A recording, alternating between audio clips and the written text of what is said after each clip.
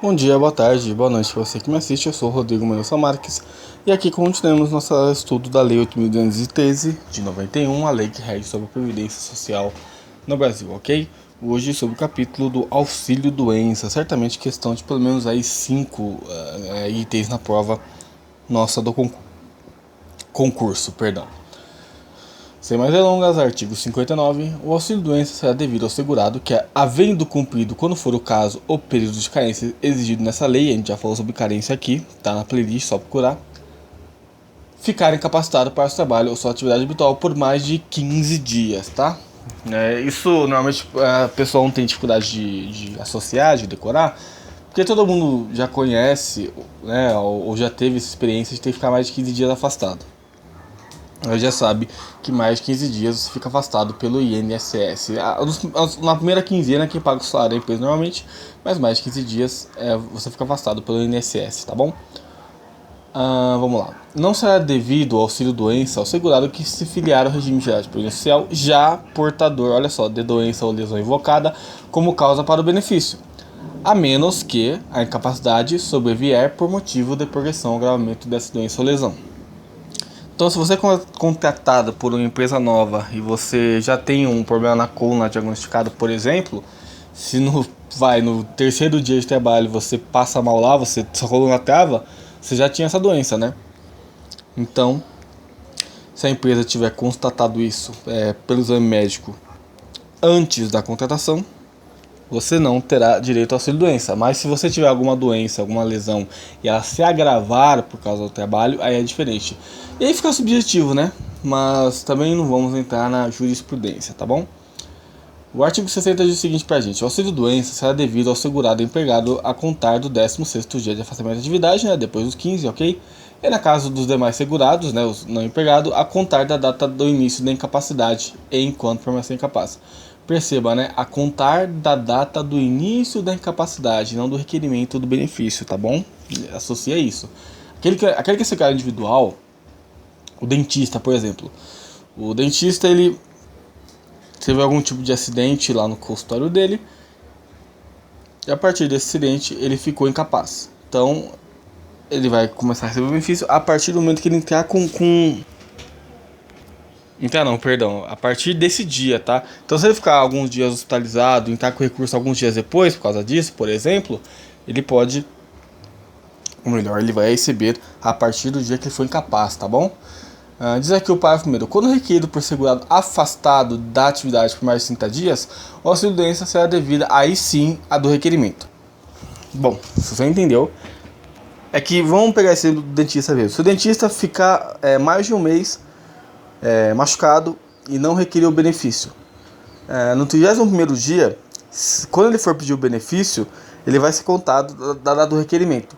Mas e esse mês que ele ficou parado? Subentende-se aqui pela lei que ele não vai receber, ok? E olha que interessante, né? Não está escrito explicitamente em nenhum momento aqui nesse artigo, nesse parágrafo, que a pessoa, a não ser que esteja escrito lá na frente, a gente não saiba ainda, que a pessoa que entrar com o requerimento depois de 30 dias não vai receber. Ela não vai receber nos mesmos 30 dias, tá bom? Isso pode ser questão de prova, acesso pode explorar isso, entendeu?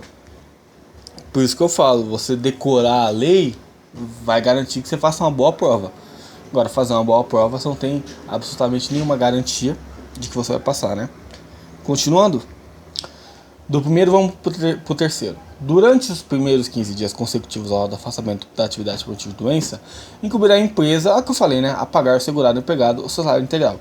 Pode ser questão de prova também, né? A CESP seria uma coisa bem fácil, mas por que não, né? Um concurso bom também é composto de perguntas fáceis também. Fácil pra gente que estudou também, né? Então ela joga lá pra você que o segurado ficou lá 2 meses afastado, e a partir do 15º dia ele foi afastado pelo INSS, e o INSS teria a obrigação de cobrir o salário do segurado nos primeiros 15 dias para a empresa. Não, nos primeiros 15 dias é encargo da empresa, ok? É lei. Se é justo, se não é injusto, não tenho a mínima ideia, tá? Mas é o que a lei manda. Para a gente terminar esse artigo, ou quase terminar, parágrafo 5º. Nos casos de impossibilidade de realização de perícia médica pelo órgão setor próprio competente, assim como efetiva incapacidade física ou técnica de implementação das atividades de atendimento adequado à clientela da Previdência Social, o INSS poderá, sem ônus para os segurados, celebrar, nos termos do regulamento, convênios, termos de execução descentralizada, nos termos de fomento de colaboração, contratos não onerosos ou acordos de cooperação técnica para a realização de perícia médica por delegação ou simples cooperação técnica, sob sua coordenação supervisor com o SUS. Ok? Com órgãos e entidades públicos que integram o SUS. O que essas 4, 5 linhas ao todo aqui quer falar pra gente? Se o INSS não tiver médico ou não tiver estrutura na região que o cara se machucou, ele pode fazer um convênio com o SUS. Ele pode mandar o cara pro SUS. Ó, você vai ser médico aqui do SUS, no hospital público, o cara vai te atender e você vai sofrer a perícia médica da mesma maneira. Se isso é raro ou não de acontecer, eu não sei, porque eu não tenho uma... Não. Quem tem, né, a situação real da saúde no Brasil? Acho que só o governo federal mesmo tem em mãos essas informações. Mas o que eu sei é que a CESP, ela pode chegar para você. E uma pergunta certo ou errado do tipo: apenas o INSS tem autonomia para fazer a perícia médica? Não. O SUS também tem autonomia para fazer perícia médica, desde que é autorizado pelo INSS. Então estaria errado, né? E era o tipo de pergunta que, por exemplo, você pega um candidato mais novato ou que não estudou bem, vai cair nessa, entendeu? Aliás, pela cara do CESP, eu tenho certeza que vai cair um negócio desse, viu? Faltam 2 parágrafos para estimar esse artigo. Vamos lá? Sexto, segurado que durante o gozo do auxílio-doença vier a exercer a atividade que lhe garanta a subsistência, poderá ter o benefício cancelado a partir do retorno à atividade.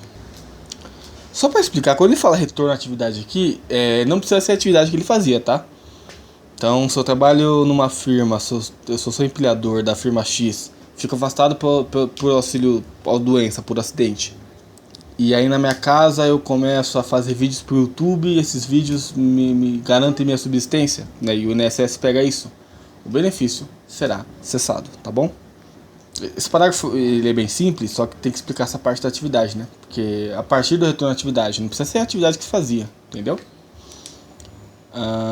Sétimo, na hipótese do parágrafo 6, a gente acabou de ler, caso o segurado durante o gozo da sua doença venha exercer atividade diversa daquela que tirou benefício, olha só, que a gente estava falando, deverá ser verificada a incapacidade para uma das atividades exercidas.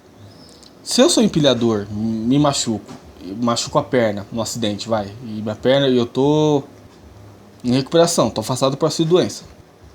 Eu começo a fazer vlog pro YouTube, por exemplo, e eu bombo na internet, tá? Um exemplo meio forçado que eu dei, mas embarca na minha, vai. O INSS vai ver, pô, esse cara aqui, ele sabe fazer vídeo pro YouTube. Ele ganha mais com o YouTube do que com um benefício. Então, a gente viu que para essa atividade ele é bom, ele pode ver disso, então o benefício é acessado, ok? Aqui não tá falando, tá?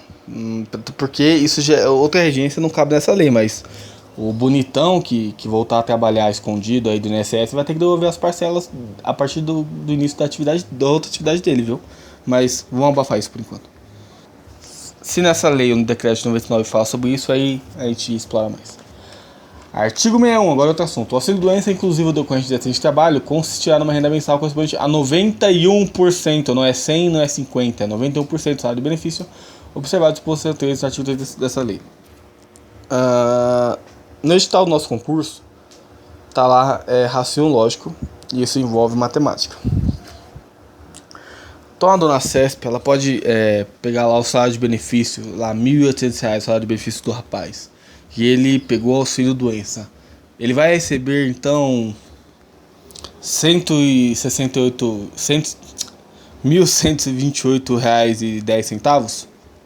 Sim, está certo, porque isso é 91% de 1.800. Eu devo ter errado, mas entenda. Por isso que é importante ter isso em mente, né? Aposentadoria por invalidez 100% do salário de benefício, auxílio doença 91% do salário de benefício, o auxílio acidente metade do salário de benefício, tá bom? Artigo 62, segurado em gozo do auxílio doença insusceptível de recuperação para sua atividade habitual deverá submeter-se a processo de reabilitação profissional para o exercício de outra atividade. Não cessará o benefício até que seja dado como habilitado para desempenho de nova atividade que lhe garante subsistência ou quando considerado não recuperável for aposentado por invalidez.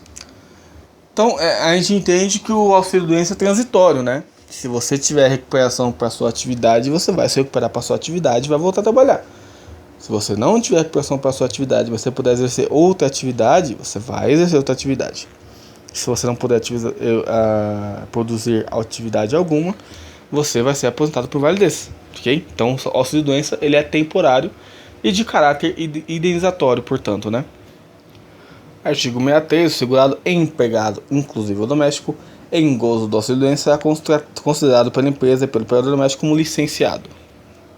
Parágrafo único. A empresa que garantir ao segurado a licença remunerada ficará obrigada a pagar-lhe durante o período de auxílio-doença a eventual diferença entre o valor desse e a importância garantida pela licença. Ou seja, a empresa pode demitir o cara que está afastado por auxílio-doença? Não, né? Pelo amor de Deus. Ele vai ser considerado licenciado. A empresa pode contratar alguém temporariamente ou alguém em contrato fixo também para substituí-lo, mas ele não pode ser demitido, tá bom? E esse foi o auxílio-doença, né? O auxílio-doença ele não é tão complexo assim, mas é um assunto muito importante porque muitas das pessoas que você vai atender vai estar requerendo esse benefício, porque acidentes acontecem, infelizmente no Brasil, não só no Brasil, né? Eu acho que nas Américas inteiras a gente tem uma segurança de trabalho muito fraca em relação à Europa, aos Estados Unidos, por exemplo.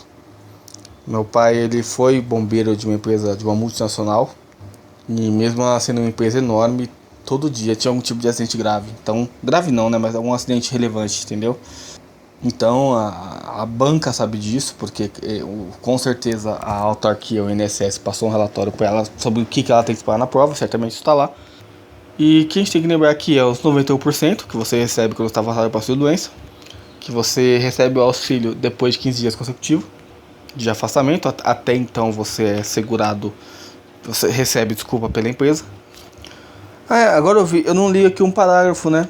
O parágrafo 4º do artigo 60, olha aí, Mira, achou? Eu não li, né? Vamos ler rapidinho. A empresa que dispuser de serviço médico próprio ou em convênio terá a seu cargo o exame médico e o abono das faltas correspondentes ao período referido no inciso 3º, que é aquele dos 15 dias, somente devendo encaminhar o segurado à perícia médica da Previdência Social quando a capacidade ultrapassar 15 dias. Ou seja, se o médico da empresa vê que ele vai ficar lá vai ter que ficar mais de 15 dias afastado, aí ele encaminha para o INSS. Mas se o médico da empresa vê que o rapaz lá machucou o braço, é uma lesão lá que em 10 dias ele vai estar bom de novo, aí ele vai fazer o relatório normalmente, mas isso não precisa ser passado ao INSS, a Seguridade Social, tá bom? Desculpa, não tinha visto, eu pulei esse parágrafo, tá? Bom, também ele não era nada complexo. Outra coisa que a gente tem que ter em mente também, só para terminar aqui o vídeo, é o que a gente acabou de ler do artigo 63, né? Que o segurado ele é considerado licenciado e ele não pode ser demitido, ele não pode ser regredido de cargo, promovido com menos, né? Ficando protegido nesse aspecto. Também tem uma relação que quando as doenças se consolidam, ela vira auxílio-acidente. Mas auxílio-acidente a gente vai ver lá pra frente, tá bom? Dúvidas, sugestões, comentários e afins, fiquem à vontade aí no espaço do YouTube. Mas também tem aí meus contatos pessoais na descrição do vídeo. Forte abraço e tchau!